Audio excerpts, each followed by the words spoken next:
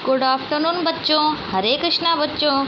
तो बच्चों, इस जो वीडियो है, ये वीडियो मैं जो आपको भेज रही हूँ, इस वीडियो में आपकी जो पाठ्य पुस्तक है हिंदी रीडर, ठीक है, उस पाठ्य पुस्तक का जो तीसरा पाठ है, जीवन की 3 बातें, ठीक है। इस पाठ को मैंने कल आपको क्लास में समझाया था, ठीक है, कि जीवन की 3 बातें कौन सी होती हैं जो लक्ष्मण ने रावण से सीखी, ठीक है।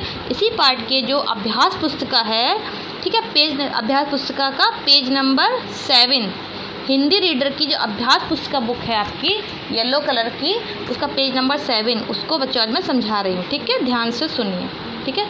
तो बच्चों, हमारा जो पहला प्रश्न है, ये देखिए, पाठ बोध, ठीक है। तो पहला प्रश्न क्या है हमारा?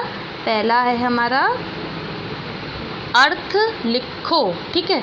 देखिए, ये दोबारा से लिख रही हूँ, देखो, अर्थ लिखो। तो देखो, शब्द है परम, परम का अर्थ होता है बहुत अधिक या अत्यंत। उसके बाद काल, काल माने मृत्यु। फिर अस्त्र, अस्त्र का अर्थ होता है, अस्त्र का अर्थ होता है फेंक कर चलाया जाने वाला हथियार। उसके बाद नेक्स्ट है पंडित, पंडित माने होता है शास्त्र जानने वाला, दुर्गति, बुरी गति, ठीक है। उसके बाद हमारा जो आखिरी वर्ड है वो क्या है? परहित, दूसरों की भलाई या परोपकार। क्या है?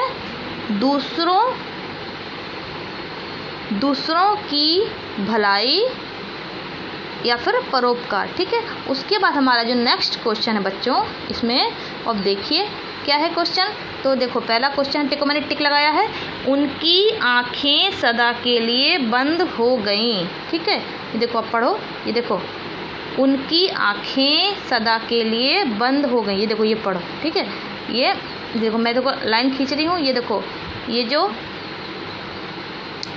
देखो, उनकी आँखें सदा के लिए बंद हो गईं, इसका अर्थ स्पष्ट कर। तो इसका अर्थ क्या होगा? इसका अर्थ होगा बच्चों, उनकी मृत्यु हो गई, मतलब उनका स्वर्गवास हो गया, ठीक है, वो मृत्यु को प्राप्त हुए, ठीक है बच्चों। तो उनकी मृत्यु हो गई। दूसरा जो हमारा है, अधर्म का रास्ता से क्या समझते हो? अधर्म का रास्ता मतलब होता है जो सदा बुरे कार्य करता हो, ठीक है, उसे अधर्म क्या कहते हैं बेटा। तीसरा जो है हमारा, ये है, ये तीसरा, कल तो आया नहीं पर मेरा काल आ गया। ये जो लाइन वाक्य लिखा हुआ है, कल तो नहीं आया पर मेरा काल आ गया, इस लाइन का हमको व्याख्या कर रही है, किस लाइन का मतलब क्या है बच्चों, ठीक है। तो बच्चों, रावण कहता है कि कल अर्थात वो दिन नहीं आया जब मैं अपनी इच्छाएं पूरी करता, क्योंकि मैं आलस्य करता रहा, लेकिन मेरा काल अर्थात मेरी मृत्यु आ गई, मतलब मेरा अंत समय आ गया। अतः मेरे आलस्य की और घमंड के कारण मेरी इच्छाएं पूरी नहीं हो सकी। तो बच्चों, मतलब रावण ये कहना चाहता है कि कल अर्थात वो दिन तो आया ही नहीं जब मैं अपनी तीनों इच्छाएं पूरी करता, लेकिन क्यों नहीं आया? क्योंकि मैं आलस्य करता रहा, इसलिए वो दिन नहीं आया। लेकिन मेरा काल अर्थात मेरी मृत्यु आ गई, अर्थात रावण का अंत समय आ गया, इसीलिए अपने आलस्य और घमंड के कारण रावण अपनी इच्छाएं पूरी नहीं कर सका, ठीक है बच्चों। उसके बाद हमारा देखो नेक्स्ट बच्चों, ये क्वेश्चन आंसर हैं, ठीक है। ये देखो, ये तो नीचे जो लिखे हुए हैं, ठीक है, ये देखिए आप, ये देखो, ये नीचे देखो क्वेश्चन आंसर लिखे हैं। रावण कौन थे? उनकी, देखो 3 क्वेश्चन हैं हमारे। रावण कौन थे? उनकी 3 इच्छाएं क्या थीं? दूसरा क्वेश्चन है, रावण की इच्छाएं पूरी क्यों नहीं हो पाई? और तीसरा क्वेश्चन है हमारा, ये देखो, लक्ष्मण रावण के निकट कब और क्यों पहुँचे? उन्होंने रावण से क्या सीखा, ठीक है बच्चों। तो इन प्रश्नों के उत्तर बच्चों मैंने देखो यहाँ पर लिखे हैं, ठीक है, मैं पढ़ के सुनाती हूँ। रावण कौन थे? उनकी 3 इच्छाएं क्या थीं? तो इसका उत्तर क्या होगा बच्चों? इसका उत्तर होगा रावण लंका का राजा था, वह परम विद्वान था। रावण की पहली इच्छा थी कि वह पृथ्वी और आकाशीय पिंडों के बीच आवागमन की सुविधाएं जुटा सके। ठीक है। उसकी दूसरी इच्छा थी अग्नि को धुएं से अलग कर दूं, और तीसरी इच्छा थी इच्छा मृत्यु पर विजय प्राप्त करना। ये रावण की 3 इच्छाएं थी बच्चों। उसके बाद हमारा जो नेक्स्ट क्वेश्चन है वो है रावण की तीनों इच्छाएं पूरी क्यों नहीं हो पाईं? इसका आंसर होगा रावण की तीनों इच्छाएं इसीलिए पूरी नहीं हो पाईं क्योंकि वह सोचता रहा कि जल्दी क्या है, यह काम कल कर लूँगा। परंतु कल तो नहीं आया पर रावण का काल आ गया। ठीक है। नेक्स्ट क्वेश्चन है हमारा, नेक्स्ट क्वेश्चन है हमारा बच्चों, देखो ये क्वेश्चन है हमारा नेक्स्ट है, लक्ष्मण रावण के निकट कब और क्यों पहुँचे? तो लक्ष्मण रावण के निकट तब गए जब उनके भाई भगवान राम ने उनको रावण के पास जाने के लिए कहा। लक्ष्मण इसलिए रावण के पास गए क्योंकि रावण महापंडित और महाविद्वान था। लक्ष्मण उससे शिक्षा प्राप्त करने गए थे। रावण क्यों गए थे? लक्ष्मण उससे शिक्षा प्राप्त करने गए थे।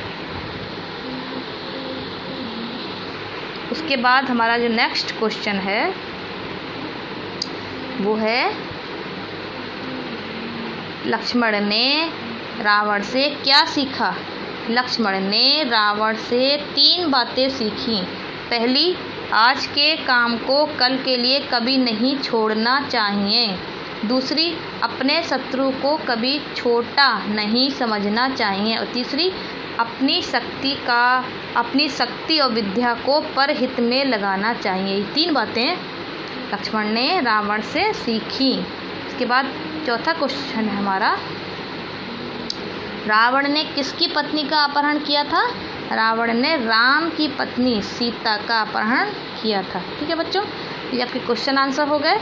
उसके बाद क्या है, ये देखो फिर है आपका व्याकरण रचना। तो पहला क्या है, विशेषण और विशेष्य में क्या अंतर है? दोनों के उदाहरण दो। तो बच्चों विशेषण क्या होता है? जो विशेषता बताई जाए, मतलब जब हम किसी चीज़ की विशेषता बताते हैं तो जो विशेषता बताई जाती है उसको विशेषण कहते हैं। और विशेष्य क्या होता है? जिसकी विशेषता बताई जाती है उसको विशेष्य कहते हैं। जैसे हमने कहा राम कमल का फूल सुंदर है, तो सुंदर क्या हो गई? विशेषण हो गया। और कमल क्या हो गया? विशेष्य। कमल की विशेषता बताई। तो ऐसे हमने देखो उदाहरण दिया है, रावण परम विद्वान था। तो यहाँ पर बच्चों, यहाँ पर जो परम विद्वान है ये क्या है? ये है हमारा विशेषण। और रावण कौन है?